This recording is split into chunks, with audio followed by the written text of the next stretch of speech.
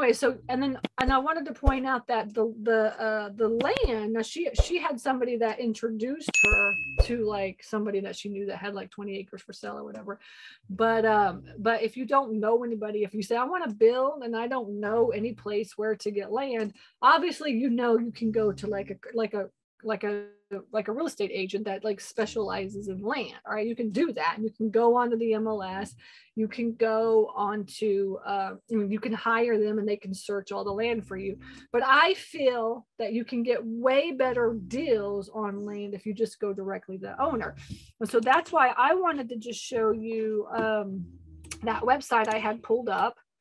Right, so you could just look up land for sale, and you could look up any state that you want. Like if you wanted to be in North Carolina, see Lakeway or North Carolina or whatever, you could do that.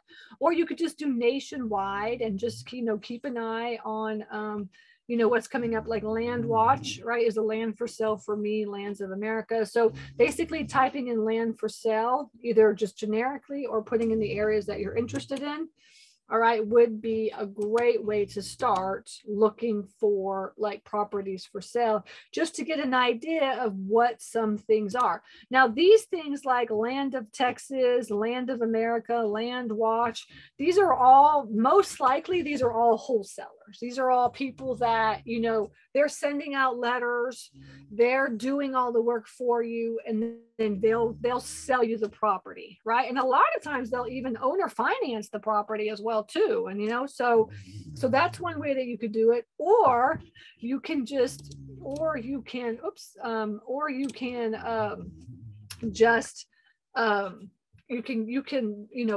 if you know for sure that you want to buy, like I want to build in like Greensboro, like this student, then you could buy a land list, right? You could buy a land list, and then you could just mail out the letters yourself, which is exactly the same way that all these people that we just saw from the websites are doing. So it's really not that difficult to do that. And actually the truth is it's very, very easy to get people. Like if you mail out a letter, it's very easy to get people to call you for land, because I've done this and I've focused on land. And for a while I did this, and people are always wanting to sell their land. Like, nobody wants to sell their houses right now, but a lot of people want to sell their land. And so it's a lot easier. You'll get a lot of phone calls if you buy a list and then just mail out the land, mail out to land owners. Okay.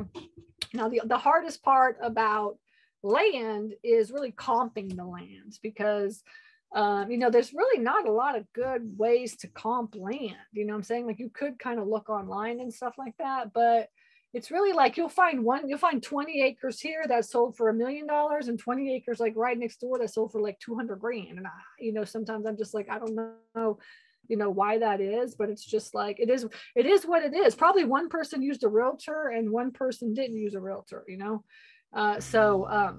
but yeah.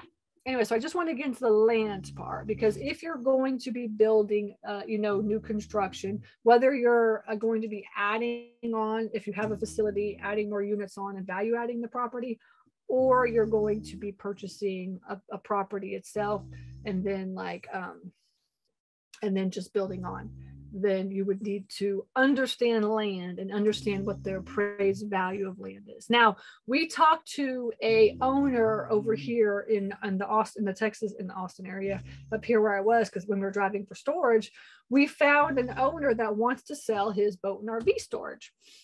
And he had like a 5-acre lot, let's say. It was probably like 5 acres. And he had about like 75 storage facilities. Not storage facilities, a boat and RV parking like lanes. It's like covered, but open parking. It wasn't like completely enclosed or anything like that. And he wanted to sell. He was like, I'm selling. When we called him, we talked to him, he's like, I'm selling, make me an offer.